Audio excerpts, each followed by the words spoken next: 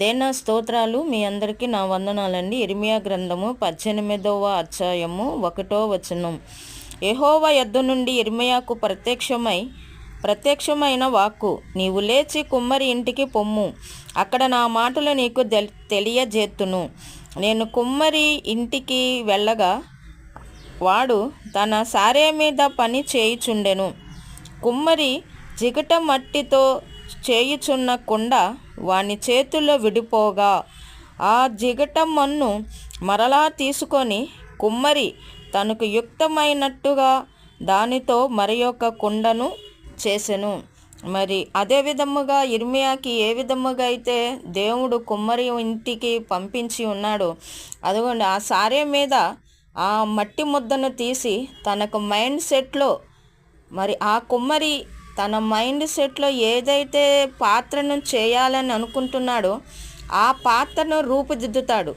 ఆ పాత్ర సరిగ్గా రాలేదనుకోండి, ఆ పాత్రను మరలా ముద్ద చేసి దాన్ని మరలా తను అనుకునే పాత్రగా వచ్చే వరకు కూడా ఎలాగూ తన సారె మీద మరి ఆ మట్టి ముద్దను తీసి ఏ వస్తువు అయితే తన మైండ్ సెట్లో ఉన్నదో అది చేసే వరకు ఆ పాత్ర రూపాంతరం చెందే వరకు కూడా మరి ఆ మట్టి ముద్దను విడవడు.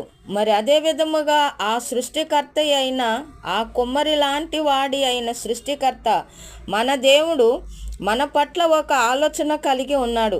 ఆ ఆలోచన మనము నెరవేర్చే వరకు, ఆ ఆలోచన దేవుడు మనసులోకి ఏ ఆలోచన అయితే వచ్చి ఉన్నదో ఆ ఆలోచన మనము వచ్చే వరకు కూడా మనల్ని కూడా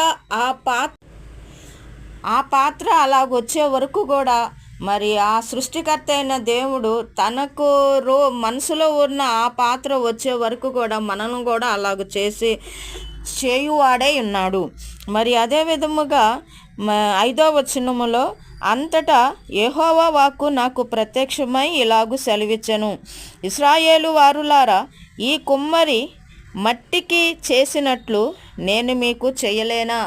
మరి ఏ విధంగా మీకు సహాయం కావాలో ఆ విధముగా ఇశ్రాయేలు ప్రజలకు నేను సహాయం చేస్తాను అంటున్నాడు.